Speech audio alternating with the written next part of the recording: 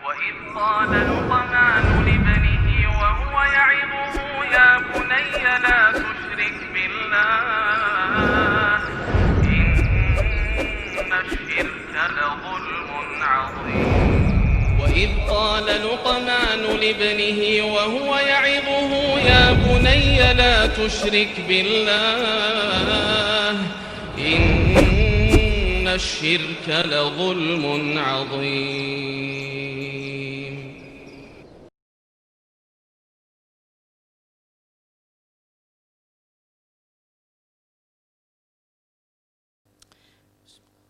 Assalamualaikum warahmatullahi wabarakatuh.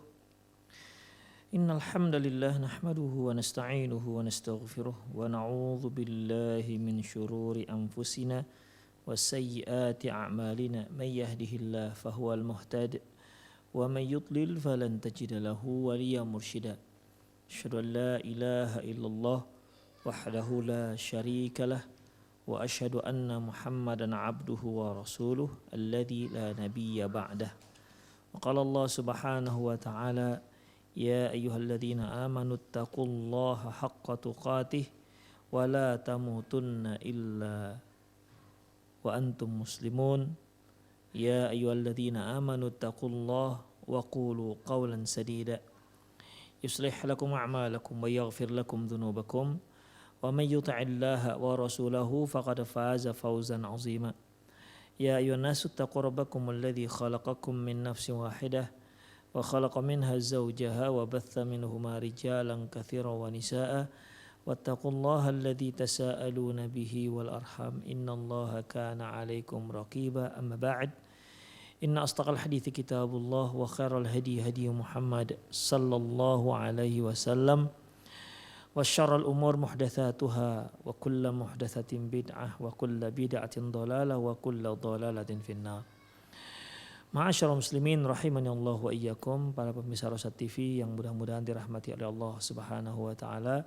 Alhamdulillah kita kembali bertemu di serial tanya jawab seputar anak, di mana di kajian lalu kita telah membahas tentang hukum terkait dengan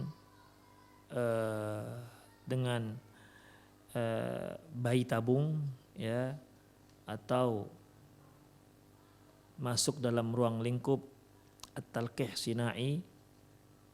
Talqih sinai yaitu pembuahan dengan cara pembuahan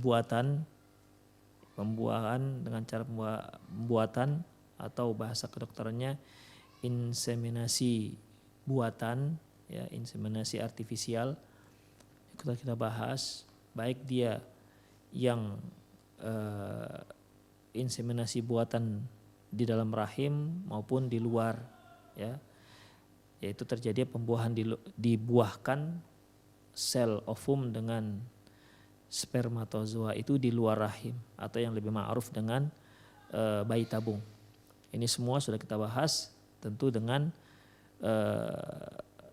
kalaupun dibolehkan dengan syarat dan ketentuan yang sangat ketat seperti yang telah kita bahas. Kemudian ikhwah rahimanallahu wa iyyakum, kita juga sudah membahas masalah kriopreservasi, yaitu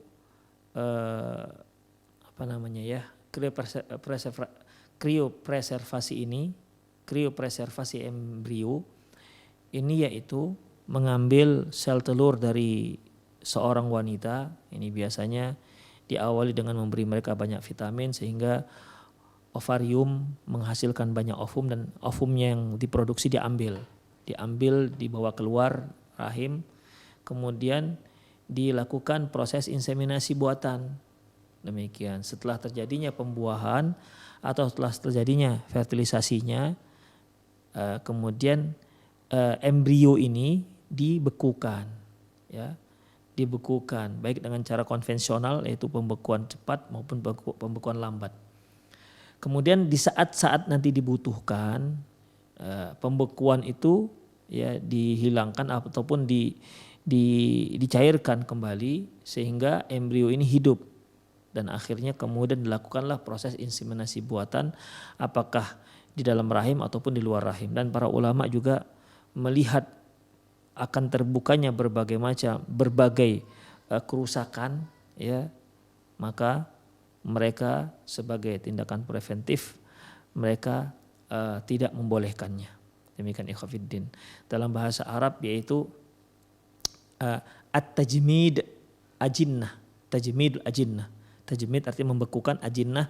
Ajinnah ini dari janin. Tapi di sini bukan janin yang dibekukan tapi embrionya, ya. Karena apabila sel ovum sudah sudah terbuahi dengan sel spermatozoa atau proses fertilisasinya, maka dia akan berubah menjadi embrio. Embrio ini kalau dia terus berkembang, kemudian dia akan berubah menjadi zigot. Nah, itulah nanti kemudian akan menjadi sedikit demi sedikit akan berubah menjadi bayi. Demikian ikhwafiddin. Ya, ini sudah kita bahas. Terakhir kemarin kita bahas terkait masalah istinsakh. Istinsakh ini bahasa masyhurnya cloning. Manusia di cloning ini bagaimana, ikhwah? Kita sudah jelaskan kita sudah jelaskan proses cara kerja cloning itu dengan sangat sederhana, ya, di mana yang pada akhirnya ada pengkloningan yang diambil dari sel dari laki-laki, tapi juga bisa cloning itu diambil dari sel si perempuan itu sendiri, ya.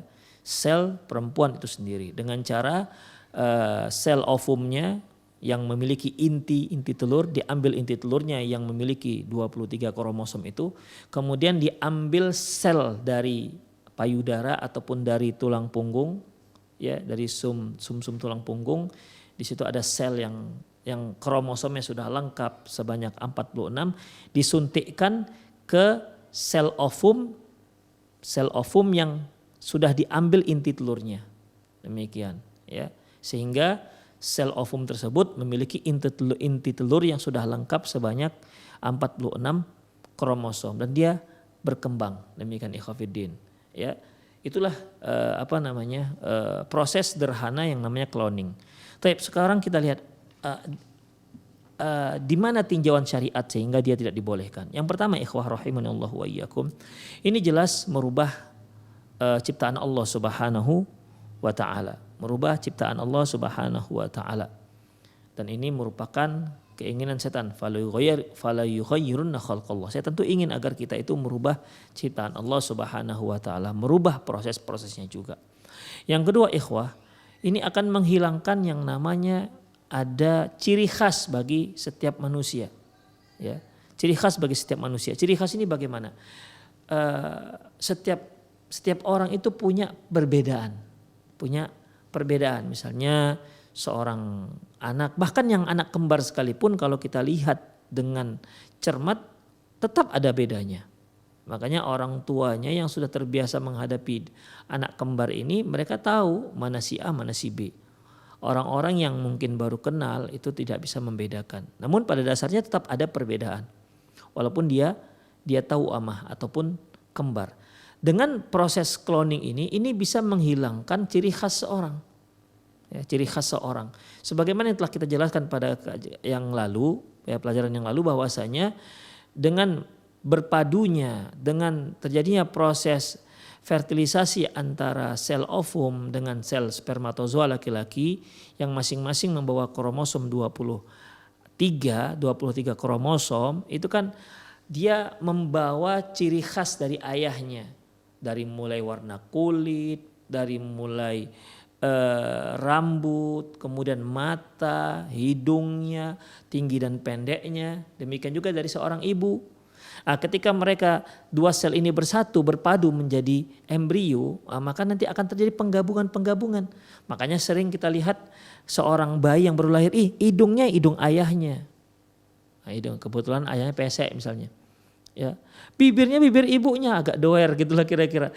Jadi bisa beda-beda, bisa campur-campur antara ibu dan ayah. Tapi ketika terjadi proses pengkloningan ini, ikhwafidin, itu tidak akan terjadi perbedaan antara si anak dengan ibunya. Persis sama. Ya, persis sama. Demikian ikhwah rahimanallahu wa iyyakum.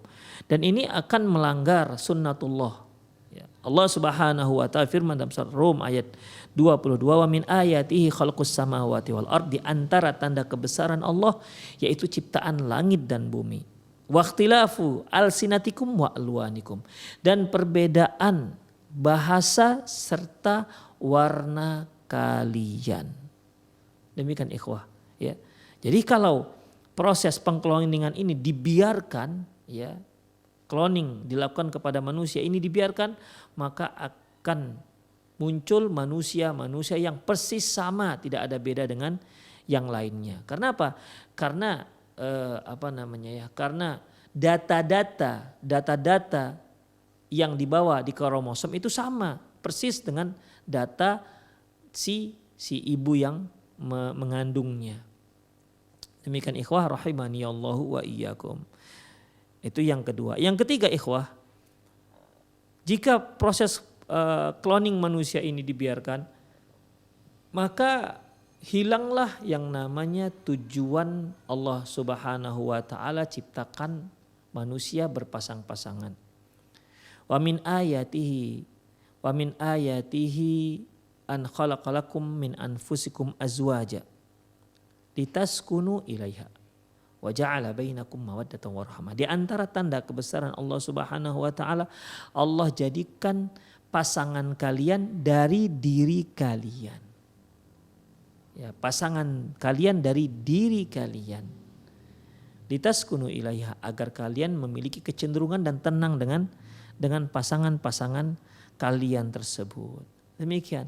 Allah Subhanahu wa taala menjadikan makhluknya berpasang-pasangan untuk satu hikmah. Wa min kulli syai'in khalaqana zawjaini la'allakum tadhakkarun. Segala sesuatu kami ciptakan itu berpasang-pasangan. Seorang wanita pasangannya laki-laki, ya. Dengan menikahnya seorang laki-laki dengan seorang wanita, maka akan lahirlah insyaallah lahirlah seorang anak yang akan mempertahankan jenis makhluk manusia tersebut. Demikian ikhwah, ya. Kalau proses cloning ini dibiarkan, seorang wanita jika kepingin punya anak, dia nggak butuh lagi dengan seorang laki-laki, dia nggak butuh lagi dengan seorang suami. Karena apa? Karena hanya mengambil dengan cara cloning ini, dia tidak harus mengambil sel spermatozoa dari seorang laki-laki, ya. Cukup dari diri dia sendiri bisa dia ambil. Sebagaimana yang kita katakan kemarin bahwasanya dia bisa ambil sel dari payudaranya, dia bisa ambil dari sel tulang punggungnya ataupun sumsum tulang punggungnya. Demikian. Nah, karena sel-sel tersebut dari dua anggota badan ini itu bisa dijadikan sebagai bahan cloning untuk sel telur, ovum dari seorang wanita, kemudian itu pun kemudian diletakkan setelah terjadi embrio, muncul embrio ini disuntikkan ke rahim seorang wanita, ke rahim wanita tadi itu. Jadi sehingga dia hamil nggak butuh dengan seorang laki-laki. Hamilnya seorang wanita akhirnya tak butuh dengan seorang laki-laki. Demikian ikhwah. Dan tentunya ini akan terjadi banyak kerusakan di muka bumi ini ikhwah. Ya, ikhwah, dan banyak hal lain yang tentunya jelas melanggar sunnatullah. Ya, dengan demikian para ulama sepakat bahwasanya ya cloning manusia itu tidak dibolehkan. Pengkloningan manusia tidak dibolehkan. Di sini ada dibahas beberapa cukup panjang ya, sekitar 10 halaman ada, tapi itulah inti daripada pembahasan, karena di sini membahas cukup detail tentang proses pengkloningannya, ya. Itu tentu tidak pembahasan kita lah di sini, itu udah bagian pembahasan kedokteran. Demikian ikhwah rahimani Allah wa iyyakum.